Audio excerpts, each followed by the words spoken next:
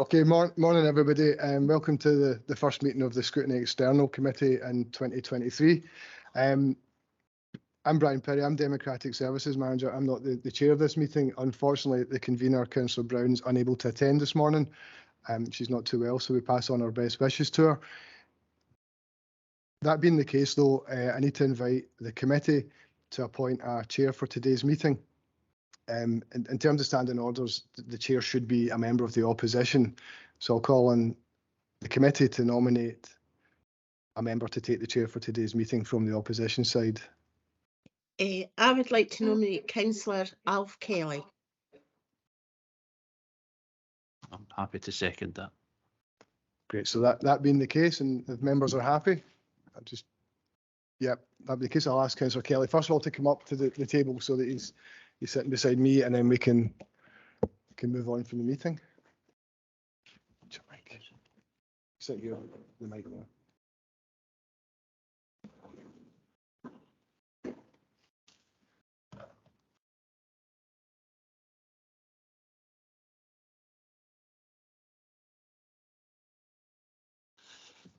Thank you for that honour.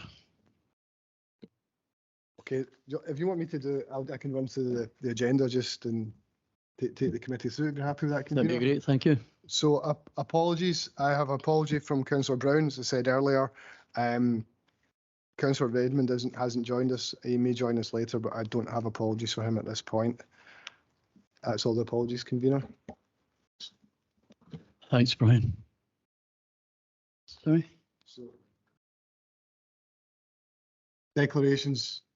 I can help with that. So, on you go then. Yep. Declarations. So just at this point, ask any members of the committee if they've got any declarations they wish to make in regard to the following item of business. None. Head shaking there, so none for that. Main item would then be the minute. So this is the minute of the last meeting, and you'll see, as I said, this is the first meeting in 2023. So the minute actually is from November 2022. That was the last time the committee met. So it's for noting, and then if members have any questions. Just Any questions? Anybody wish to move it as a correct record? Agreed. Agreed. Agreed. And are we content that there's no questions arising from the content? Yep, content. Thank you. That takes us to the main item of business, which is following the Public Pounds Report on Community Development. It's by the Director of Transformation, Community and Corporate Services, and Natalie Moore-Young's here to just give an overview before we go into the appendices. Natalie. Thank you, Chair. This report provides information under the following the Public Pound arrangements for the period 1st of April 2022 to 31st of March 2023. This supports the Council's priority of supporting stronger and healthier communities within the Council plan and helps the Council meet its statutory requirements under the Community Learning and Development Scotland Regulations 2023 and the Community Empowerment Act 2015. Scrutiny Committee is invited to consider each organisation's report and select from the following options for each external organisation, and either approve the report and acknowledge progress by the external organisation in meeting Council priorities, or consider if further information requires to be provided on specific aspects of the services provided, on the organisations themselves or their performance. External organisations which receive funding from Falkirk Council are subject to formal monitoring, scrutiny and reporting. The organisations are funded on the basis that they can provide services which could not readily be provided within the Council. Services are, however, provided in ways which complement those provided by the Council and other statutory partners. They are subject to routine monitoring in terms of their performance and agreed outcomes. As part of the ongoing fiscal review, the grants allocated to Denny Loanhead Community Hall Limited and Denny Community Support Group come to an end on the 31st of March 2024. From the 1st of April 2024, these funds will be realigned into normal arrangements for participatory budgeting to ensure funding is equally accessible to all community groups. Both groups are fully aware of this and are being supported to apply for other funding sources. Monitoring arrangements will be in place moving forward. The table on 4.1 shows the external organisations which fall within this Following the Public Pound report. We have Denny Loanhead Community Hall Limited, which is outlined in Appendix 1. We have Denny Community Support Project, which is outlined in Appendix 2. And we have CVS Falkirk District, which is outlined in Appendix 3. Additional funding for community development is also outlined in 4.6. In conclusions, members are asked to consider the projects in the report and to determine if any future report is required. Frank McCord from CLD is in attendance to answer any questions for Denny Loanhead's Community Hall. We have Charlie Hasty to answer any questions relating to Denny Community Support Project. And we have Victoria McRae, who will answer any questions in relation to CVS Falkirk District. Thank you, Chair. Thank you very much. Just got questions first. Yes, Convener, I think what we agreed was we'd just do each appendix first. So we go to Appendix 1, which is Denny Loanhead Community Hall, and maybe invite Frank if we can just give a brief overview before we move in. I see Councillor Balfour's got his light on. Just jump the gun. Fine. So if Frank can... Certainly, Brian. Denny Loanhead have performed, I think, very, very well over the years, but especially through the COVID period and emerging from lockdown. They've addressed a whole series of themes within a Falkirk plan, working in partnership with communities, also poverty and especially mental health and well-being. They also, I mean, they're very outcome driven, and they managed to attract a whole series of funding, as you'll see in the report, that amounted to 104,000, over 104,000 in the year that we're reporting on. So yes, they're doing a good job within that area, and I think the situation. Sorry, can I cut in there, Frank? Sure. It's difficult to hear you. See your microphone there. Can you move your microphone round a bit? Sorry. Can you hear me now? That's better. Thank you. Sorry about that. So I'll start again or just fire on? No, that's fine. Basically, as the report states, we're satisfied in that they deliver a whole series of outcomes, and they manage to attract funding. They even assist beyond their own remit. If they were to shut, we wouldn't have any alternative in that particular area in terms of delivering what they do deliver.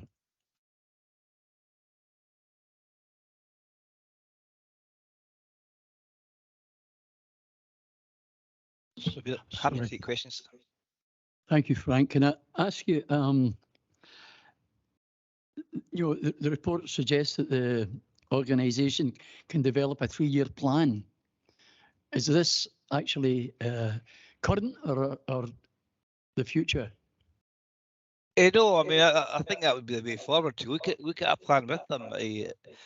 It's difficult times over the last period. We've had a lot of bills going up, as everybody knows, so that would have to be factored in. So we'd have to take what the costs are and prepare to sit down with them and look at addressing that. There's other funding coming on stream that they could perhaps attract. So they're not actually a plan at the moment. They're a not contingency plan running at the moment. No. No. Okay. Thanks very much for that.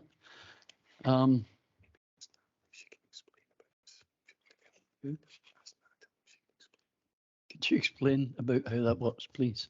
Where do we go from there? Yeah, thank you, Chair. So at this point in time, this particular funding pocket is historical funding that certain groups across the area have received, probably going back to the 1990s.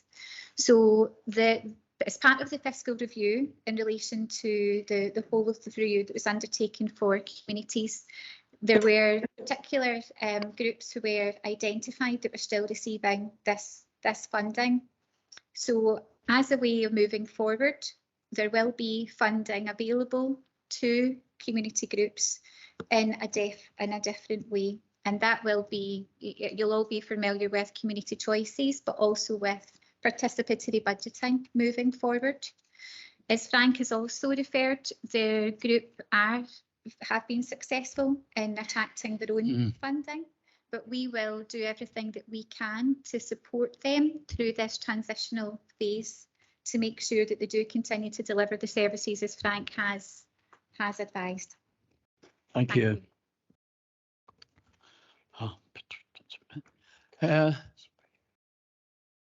Councillor Binney. Thank you, Is your Councillor Kelly. I've got a couple of questions, Frank, and I'm really Sorry, pleased to Councillor hear Denilon Head is actually, community halls actually thriving, which is good. We want all our halls to thrive and be open to the community. My first question, though, is actually on page 19, and it's the theme poverty, and it's equal opportunity to access digital services. And I'm really interested to hear like what goes on in halls. So can you explain what are these exactly? And can you expand on this in the sense and give me a generic example of the outcome of the digital service in Denilon Head? What they did do, I think, was hand out digital equipment to various people within their communities, and they accessed it through various funding. They built in computers used for various groups. So that is the way they tackle it. Right, thanks, Frank. And what is the outcome? So how does sort of just go a little bit deeper in that answer? So what is the outcome of that? So how do they use their computers then? Do they look for jobs, or what exactly do they do? Some of their services, for instance, the food pantry, they can order online, and they can keep in touch with the local people. They do home deliveries as well. So it's keeping in touch digitally with those that can't get to the building, and getting I think there's online shopping done as well with various people. Okay, thanks for that, Frank. I've got another question. I've just got two questions. It's actually on Appendix 1. And what it says there is, it says there is potential to raise funding from lets. However, you state this could be counterproductive. Why is this? Other halls in Falkirk Council area have been successful with this model. Can this be maximised? And if you're saying it's counterproductive, then what are the barriers then? It could be counterproductive in the fact that if you raise the rent, people will look elsewhere. So it's getting the balance rather than being counterproductive. Is getting it correct in terms of the levels. Yes, not so much about raising the lets, but expanding on it. Are you at full capacity with the lets at the moment, or it's fairly well used? They were emerging, and this report was when they were emerging from lockdown, so that it's covering a particular snapshot in time. So they've probably improved since then in terms of lets. So is there any way we could have that information sent to councillors? I can certainly go back lets? to the committee, and they can get me fully up to date. That wouldn't be a problem. That would be interesting to see do that, that, Councillor Binney. actually. Thanks very much, Mr. McCord. Thank you. Thank you. Can I just ask you, just on similar lines, how will these organisations like Denilon Head all be scrutinised now, since we will not be giving them financial aid? Can I ask, I don't know, Frank? Well, we'll have an ongoing relationship with them. I mean, it is their own building. It's not a council building that they're in. It's their own building. But they sign up to various grants through Fair, Falkirk, whatever. Different initiatives. We'll be in touch with them. We'll promote them. Community choices, all sorts of funding and opportunities. So we will be in touch. But if there's no investment there and there's no reporting on any funding, we'll not have that same scrutiny. Yeah, it was just the fact that a CO has got to be scrutinised at some point, and I just wondering who actually would do it if it wasn't us. Yourself. Thank you, Chair. Yep, as Frank said, they will have their own individual monitoring processes through their own individual management accountings for their own resources. If they are receiving any council funds through participatory budgeting or any other funds, then we do have and are continuing to develop robust monitoring and compliance frameworks. So we have that's run through the community partnership team within community services at the moment. Okay, thank you. Thank you. Deputy Provost. Thanks, Convener. Just a couple of questions. Page 19, substance abuse. I just wondered, what programme do they use to provide to achieve that priority? I mean, I think in some ways that there's people who are in recovery that use their food pantries so they can they're alerted through that and they'll signpost them. But I don't think there's anything particularly structural in that area. But they'll pick them up through footfall in their pantries and other services. Okay. Right. Next question then is page 20, and it also relates to page 21. I see there was roof repairs at a cost of £10,000. On page 20, it mentions that they've applied for funding for improvements to the internal and external fabric of the centre. What kind of improvements do they need? How urgent are they? And what would be the impact on achieving what they need to achieve if these aren't carried out?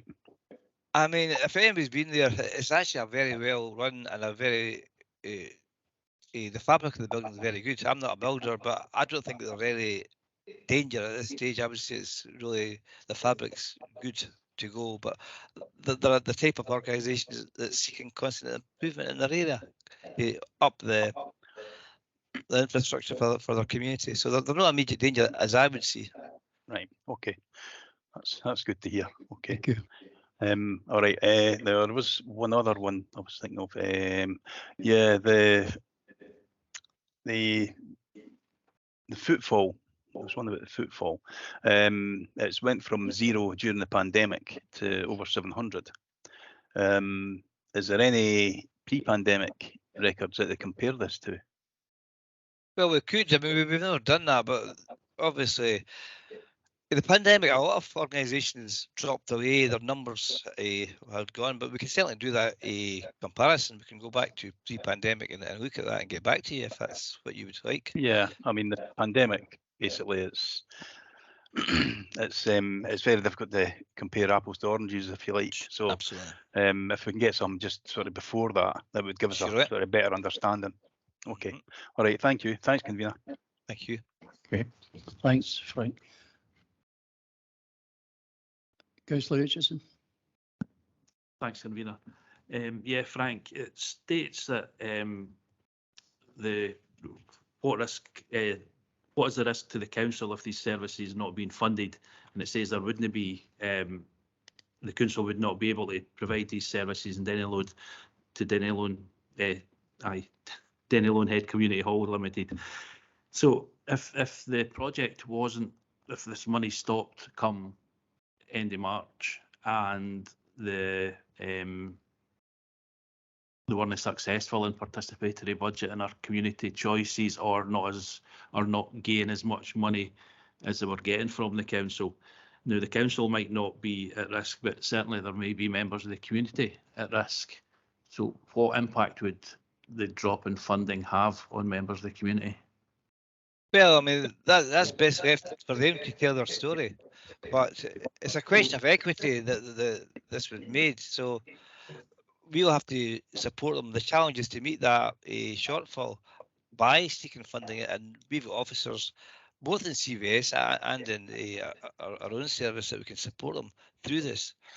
But in terms of a loss of service, I think they'd be best placed to tell you rather than me. David? Not really a great answer, but Natalie, Well, Natalie, sorry to Thank you. come in. I think it's just worthwhile as being mindful that and remembering that the provision enhances the service that we provide as a council. So the community organisation are there and will continue to be supported to ensure that they can sustain the services that they are delivering. But we as a local authority have also been addressing in different ways things like we've touched on. For example, drug and alcohol addictions. We have the support services from Change, Live, Grow. We have our income maximisation strategy. We have our support fund and the services that we do. We have the additional frontline staff coming into the organisation who will help identify individuals within the community from being in the community more. So for me, whilst we are looking at two completely different ways of accessing services, it's worth bearing in mind we do have that, and that does alleviate some of the concerns of people not being able to access services with regards to the way that they access them within communities, because that is often the way that people access. They're more comfortable accessing from the local area. They have that relationship and they have the networks there. Then that's where we will do what we can to make sure that there are groups within that area. But it's also about what other groups may be in that area that can also grow and develop and increase their capacity, working together with the resources and the skill sets that are there. Thanks, Natalie. yeah, thanks. I can understand, but it still seems to me if this funding goes, there's a potential it's maybe possibilities and could be's. I can't say, and I don't think you would give any guarantees that these things could be maintained at the level they are. So I do think if we weren't doing that, I think members of the public will suffer. Thanks, David. I think also in that now we're having more transfers coming up, and there's going to be less money about to sort of share for the funding bodies, and I think that's going to make it difficult for all the community halls and that it's trying to run. You any views on that? We are working closely with our third sector partners such as CVS. We are working in relation to with our colleagues in place for the community, the asset transfer process and the strategic property review. So we really have a very strong priority and vision for enabling and building capacity within the community, and part of that is doing this in different ways. Okay, thanks very much, Natalie. Convener. Thanks. Thanks, Convener.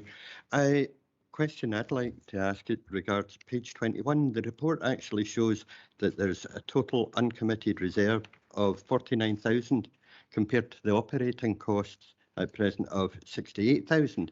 That's 72% of the operating costs are covered. Does this actually suggest that it's a healthy position for this organisation? I think it's healthy at that given time. I think there's been spend since.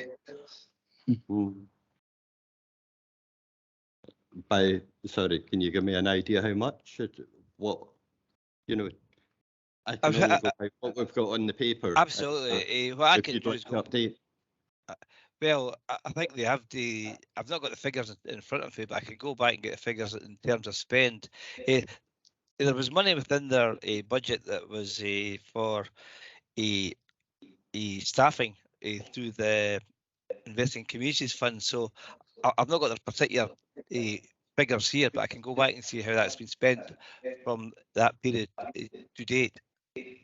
Yeah, it's just that this is uncommitted reserves of 49,000, and you're saying that there's some of them already gone.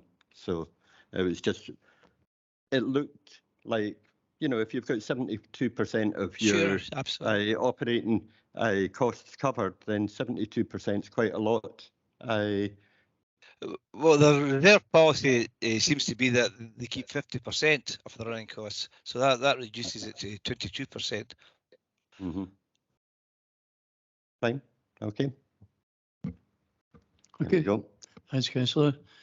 Anyone else? No. Go on to the next. I think on that committee's agreed that they're happy with the report, but they have asked for 3 pieces of information, so I can liaise with Natalie and Frank just to get that information, and it will come back as a briefing note rather than a report. So it's just a background paper we're looking for on that. So I think with that said, we move on to the Denny Community Support Project. I think, is that still Frank or is Charlie? Charlie, help you. Thanks. Charlie. Okay. Can you hear me okay? Yeah, hear you, thanks.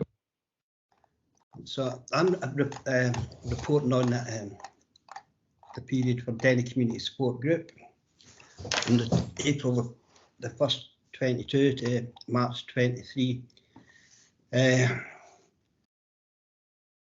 Just a bit of background. Previous to COVID, Denny Community Support Group went through quite a radical change in how it was run. The previous committee in 21 decided to leave, and we'd come in to see if there was an opportunity to support to keep the project going. A new group of people for the wider Denny area came in, very experienced people, and we were able to carry it on. They made the change from becoming facilitators to more an enabling group. And it's within the report that they're saying they are looking to the future, and they have been for the past 3 years.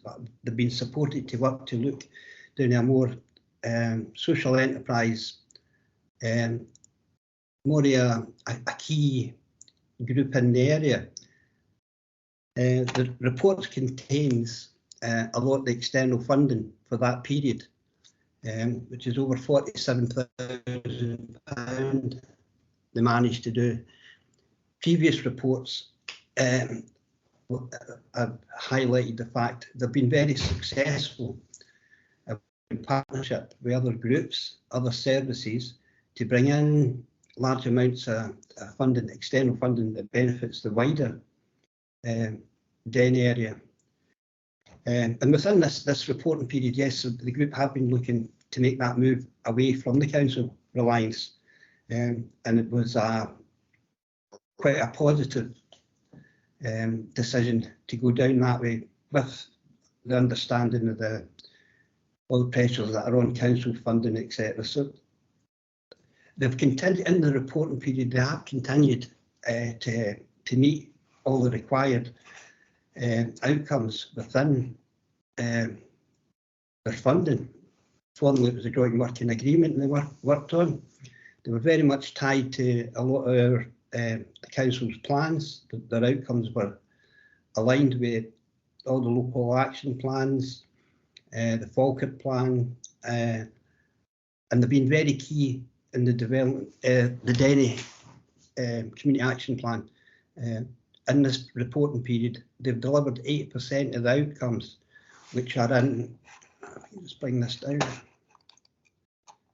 It's on, in the thematic themes of poverty, mental health and well-being, and substance abuse.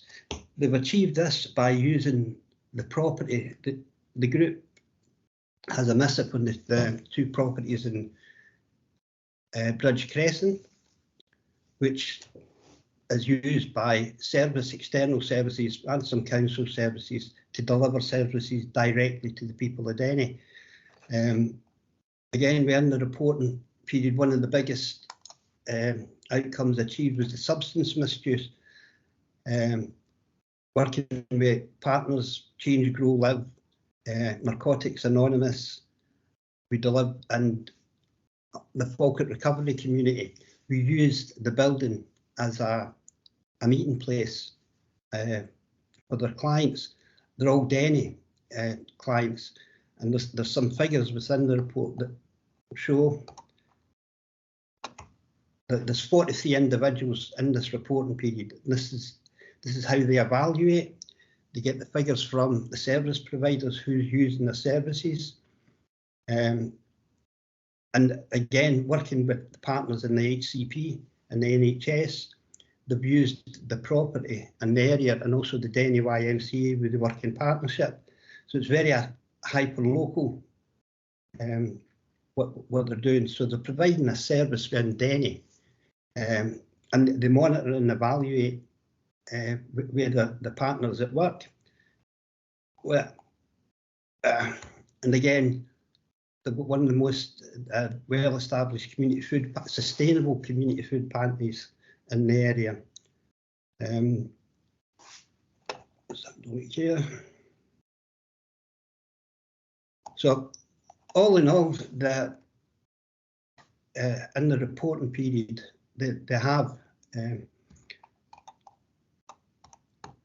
complied with everything that's required for the scrutiny report for their funding. Let's see here. And they continue to work in building partnerships. Thank you. I'm willing to take it. So if there's any questions on it, it's contained in this report. Right.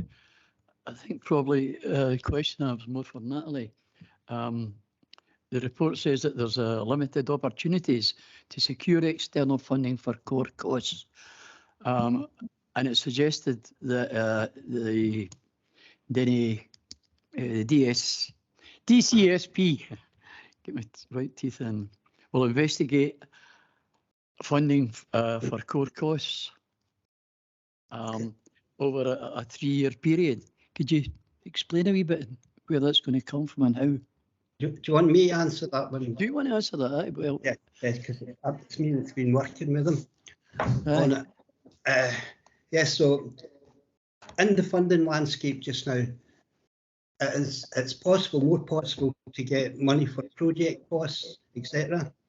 It's quite difficult to get costs for utility bills, etc.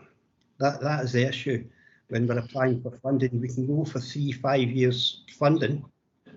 That'll pay for the wages for a worker's cost. A lot of funders will not pay for utility running costs. And that is the issue when we're looking. They'll pay for a 5-year funding page for workers. They'll pay for if you were hiring a place to have your venues and to run your services from.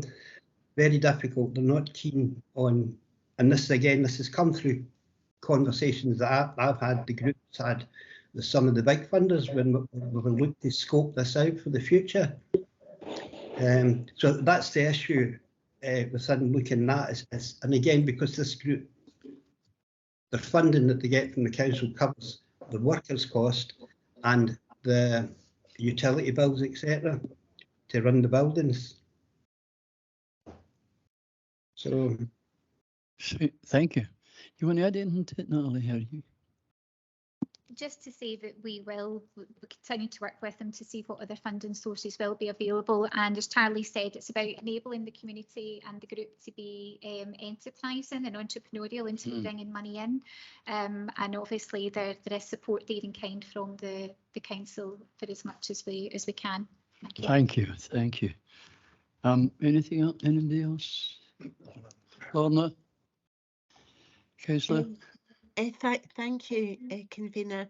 I mean, I totally appreciate there's a cost of living crisis now, and a lot of the food banks were set up originally because of COVID, and you know, it wasn't just, you know, giving food to the community. You know, it was for different reasons, for the travel and the access, and to allow people to access food in their own places.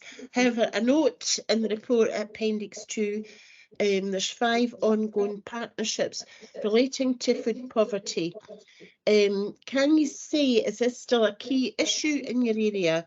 What actions are in place to reduce this in the long term? I do know from my area, you know, people actually going to a food pantry has sort of tailed off somewhat since the COVID period. And I'd like to find out how well is this used in your area, the food provision. If you could expand on that, thank you. So across the Denny area, there's quite a lot of partners providing food bank services. As in food bank, the one at Denny is run under the community food pantry model, where people come along every week, and they pay it's like they pay £3 and they get 10 items, which is a value of 35. It's not meant to be like for a food bank. It's meant to be a system by what they're saving. And it's equity across the board, so it doesn't matter if you're working, anybody can join. They said at present they have 60 members here that come from the wider Denny, but we also use it as a referral.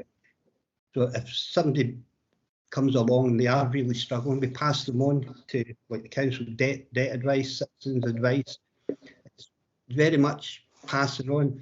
The average member, people coming here to Denny Community Support Group, is 30 a week. It's been designed to be a sustainable model. It's hard to get the figures across the whole of Denny because who's accessing? Because we work with St Vincent de Paul, the church group. There's emerging groups across doing food banks where you can go along.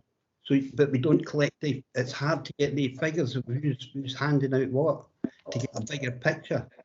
But we can report for Denny. We can give a very good report for the food pantry here, because again, it's one of the groups. This group's key strengths is monitoring and evaluating all services. So maybe it's a piece of work that needs to be done in Denny, in the wider area, just to look and see, because there was just last week there was a new group came on Facebook offering to help people with food, and they hired the church house. They're just appearing, so we can't seem to get a grip who's doing what. So it's hard to really give you a succinct answer on. I mean, that is good that you're referring them to other services then. So I take it they'll get financial support, or they'll be assessed for maybe extra financial support. But it might be helpful to find out numbers if possible. But if it's a great piece of work, then I'm not sure if you're able to do that. But we need to know how many people are accessing food banks. I think that's important going forward, if that was possible. So again, I think it's another piece of a big piece of work across the Falkirk area. Right. Look at, and find somewhere. Yeah. Okay, Councillor. Thank you. Thank you, You're welcome. Convener. It must be a big piece of work, because you've got Roots and Bodybread, you've got Denelin Head Food Pantry, you've got the Denny Food Pantry, and then you've all the wee ancillary ones. I don't know how we could ever try and get a proper figure on how many people are using them. But anyway, thanks for your answer. Gordon. Oh, I got it. Never see you. Thanks. On Appendix 2, there are areas for improvement and efficiency. Requests for lets are growing slowly. This would generate income for towards the core running costs. By growing slowly, can this be quantified And what efforts are being made to promote, you know, the letting of the facilities? Or are you reaching a point where all your lets are more or less taken up? So again, it's historical with any community support group, and the arrangement and the missive that they had with Falkirk Council going back to 32 years ago, that there was no provision for subletting of the facilities. It's 2 flats, one on top of the other. Up the stairs is meeting rooms. There's provision just for meeting rooms. So traditionally, there was no fee. And part of the joint working agreement that the current group were working on, was that they couldn't sublet and charge a fee for rooms for services. So again, it's we've changed Grow Live, we had Forth Valley Migrant Support. It's more of a, they were using the services in here because the group is funded through the council for utility bills, etc. So there was no sort of overheads, but it was more about bringing in service providers to use the facilities within. There was a couple of groups that come in to use the spaces up the stairs, and it's only small money, like £100 for 3 weeks, and they made it like as a donation. And that's just tied to how the missive is run. They couldn't say, well, here's a place and this is the letting fee for it. So again, it's about income generation, that apart from selling the services, it's not like a hall. It's not a hall where you could come in and let a room. It was very, as I said, very much tied to the missive and the joint working agreement that the group operated on. It stipulated no subletting the premises. Okay. Thanks for that, Charlie. You must have a very difficult time of it. Thanks. Okay. I think. Sorry. Deputy Provost, you got a question there? No, I'm fine, thanks. They've all been answered. Oh, sorry, it must have been a hangover from the last one. Anyone else? Move on to... So I think with that then, convener, the committee were minded to just note the report, and I think they did ask if it was possible to do some work, but that depends on the scale and amount of work that needs to be done. If it's possible to get figures on the use of food banks and food pantries across Denny and or Falkirk, but I think we'll just leave that to whether that's a practical piece of work or not. Okay. So with that being said, then the last one, convener, is CVS Falkirk and District, and that's Victoria McRae is joined for that. Victoria. Thank you. Took me a wee moment there to realise I didn't make the mistake of being on mute, so that's good. Thank you for allowing us to come along and just present on the report. CVS Falkirk is the third sector interface for this area, and so we do have a very unique position where we can provide that technical specialist and expert support to local groups and organisations that make up the third sector of Falkirk and District. Within the core funding that Falkirk Council grants to us, we have 3 key focuses. One is to grow our organisation as an anchor institution, which will support and empower Falkirk's communities through the development of a strong and independent sector. Capacity building, we are an independent charity ourselves, and we can provide that objective source of support and guidance to all third sector organisations and groups. And some of that support includes governance, capacity building, funding, organisational development, training, learning. So not wanting to interrupt on the previous agenda item, my organisation would be more than happy to support the other groups mentioned, or at least have a conversation with them about alternative funding. And then our third role is that of being a community planning partner. where we bring together the third sector through thematic forums and community leadership to contribute to develop and deliver and contribute to the Falkirk Plan and community planning more widely. The year 2022 to 23 has been a very, very busy year for CVS Falkirk, not just because we continue to support the third sector. We provided a very strong coordination role for the local third sector response to the pandemic. And that level of support is continuing through post-pandemic recovery, but also in response to the current cost of living crisis.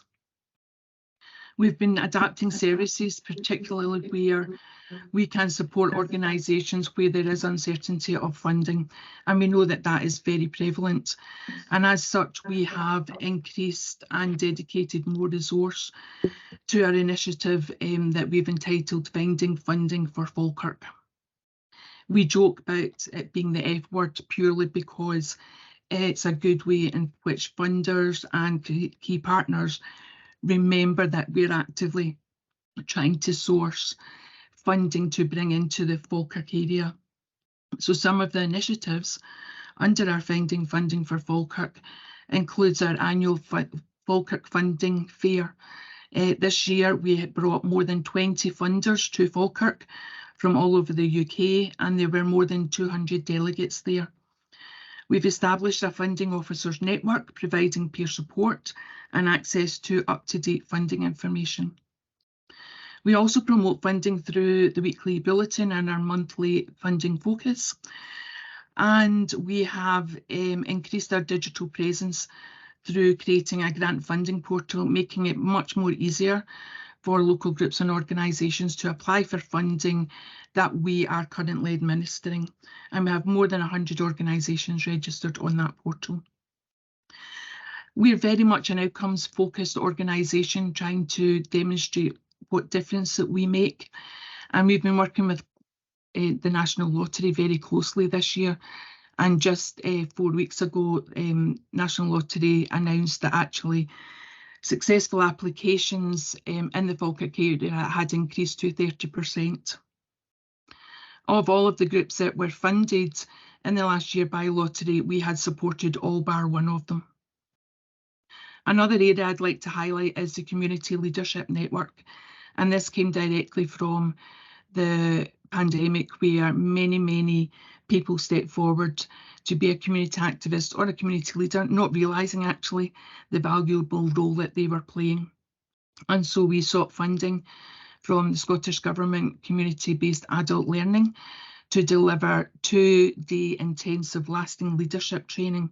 There were 3 cohorts with 34 participants, all of whom have signed up to participate within our community leadership network, which is encouraging that local decision-making strand that is very prevalent within the Community Empowerment Act.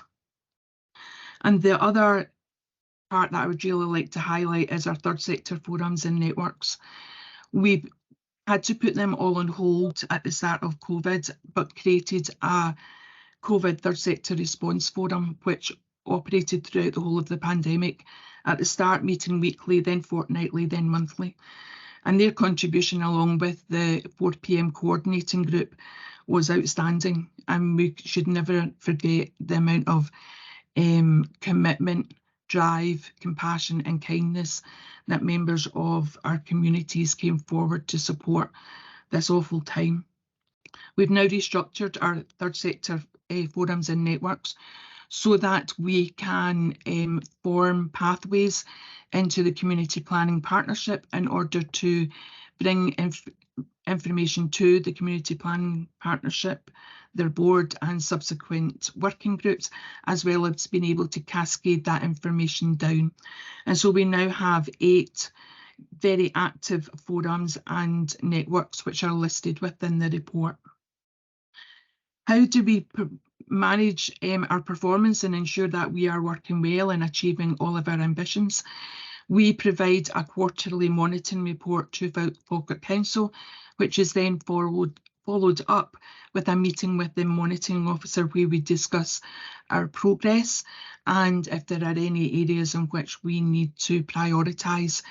This has been seen particularly through the Empowering Communities programme, the UK Shared Prosperity Fund, which is providing funding in this financial year, but that actually has led on from all of the work and our engagement with Falkirk Council in 2022-2023, where through the announcement of the Strategic Property Review, we realigned the funding application in order to be able to provide dedicated and intensive support to third sector organisations considering community ownership and community asset transfer, because before they even get to the stage of submitting an expression of interest, there's quite a considerable pathway for them to follow through. So really, all of the work that we do is influenced by our communities and our third sector each year. We review the work that we have done and we take into account the needs of our sector and channeling the dedicated resource to that.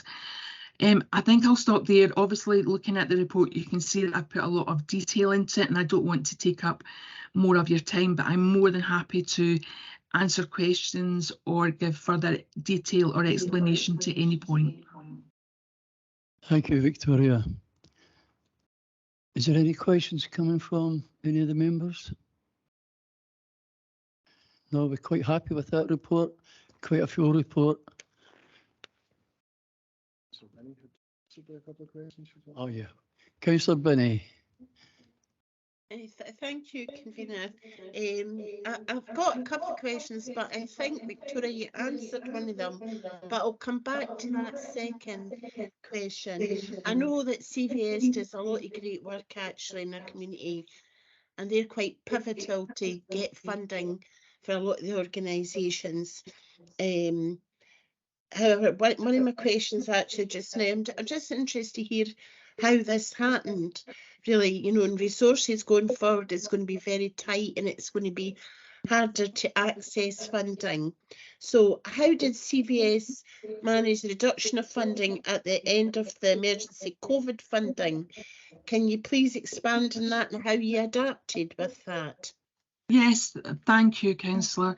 If you look at our report, you will see actually we have had a reduction in council funding over the last few years. So from 2015-16 to present day, our council funding has reduced by nearly £50,000. We have core funding from Scottish Government and we also receive some money from the Integrated Joint Board. By pooling all of that resource together, we are then able to provide a better service. So while Falkirk Council's core funding is 21% of our funding, actually Falkirk Council probably account for maybe about, I don't know, 55% of our work. So it is actually very much value for money. However, during COVID, Scottish Government allowed us to realign all of our grant funding to deliver COVID response. We developed our role as that grant giver, working very closely with Falkirk Council to deliver emergency food funding to all of the food banks. We knew it was coming to an end and we also worked with the food banks to make sure that they were aware that that funding was going to come to an end. However, within our own organisation, I knew that we could not continue the way we were going without having a really intensive audit and taking the organisation through a really comprehensive and sometimes scary transformation programme. So we have cut back every single expenditure line that we can. We have relocated to much smaller offices, taking away the commitment of long-term leases. We have removed all of our long-term leases. The only lease that we now have is actually for our premises, and we've reduced that from 10 years down to 3 years because, again, we have we just don't know what the funding landscape is like. However, I'm very aware that we cannot sit back and say, look, we're really sorry, we don't have the resource, we can't help you. That is not a phrase that I will ever use. So I have been trying to seek external funding. We have created this digital grant funding portal, and that is a way to try and generate income, but also to bring investment into Falkirk. So the Scottish Government Community Mental Health and Wellbeing funding, that was bringing more than £400,000 for grassroots community-led mental health and wellbeing funding, and we delivered that through our grant funding portal and obviously generated an administration fee for that. We also managed to turn around a pot of money from Children's Services, which was around £72,000, and we created the Falkirk Bairns Fund, which was a fund for mental health and wellbeing activities, particularly for children and young people in Falkirk. And that worked extremely well. And again, we took a very, very small administration fee. We are working within the communities of Limerick and Slamanan, and that again was through another small pot of money that I've managed to get. So my commitment is to continue to develop the third sector. Funding for all of us is very difficult. We have championed and campaigned to Scottish Government because there has been no increase in third sector funding for more than 15 years. And that's not just third sector interfaces, that was the whole sector. From there, they listened and they managed to give us a very small increase of something like 3%. It was a gesture. It's not a given for every year. But ourselves, the Third Sector Interface Scottish Network, SCVO, ACOSVO, all of the third sector national support bodies are coming together to work with Scottish Government to look at how they can increase that commitment to the third sector, because we hear all the time how wonderful the third sector is, the contribution to local communities, the flexibility and adaptability of volunteers and voluntary groups to support those most at need. So we don't sit very still. We don't sit and twiddle our thumbs. We are always looking both for funding to make our organisation more secure, but also that of our third sector. And to be honest, that was the reason why there was quite a disparity between the funding in 2016 to the funding that we received today, because in 2016 Falkirk Council were very clear that they had to reduce third sector funding, and at that time we stepped forward and said that we would take the biggest hit so that the rest of our third sector colleagues and other groups weren't affected as much. However, as you can imagine, £50,000, that takes away from my staff resource. So you will see in the report that I've said that my board have agreed to release funding from our reserves for this year so that I may recruit more members of staff to provide more support to our third sector. Thank you very much, Victoria. I'm really impressed with your commitment and passion, actually, and also the efficiencies you have made. And that was a really comprehensive answer, very detailed. And I wish your organisation well and hope you get lots of funding in the future. Thank you. Thank you very much. Thank you, Convener. Thank you, Lorna. Are there any more questions, anyone? Can I just congratulate CVS on the work they do? I mean, it's amazing what you do through Falkirk. You never seem to turn any of us away when we come with our begging bowl, but thank you very much for that. Thank you very much. Thank you. Maybe just to close up on the decision then of the committee is that it agrees to note the performance of the three organisations and to ask for a briefing note in respect of the first organisation, Denny Lonehead, to do with the points that are mentioned already in the report, and for the second organisation, if possible, to ask for some information on food banks, but with the understanding that that's not necessarily readily available. Okay, thanks very much. So thanks everyone for being here today. Some interesting questions and some points for us to go away and ponder about. Thanks very much and good afternoon.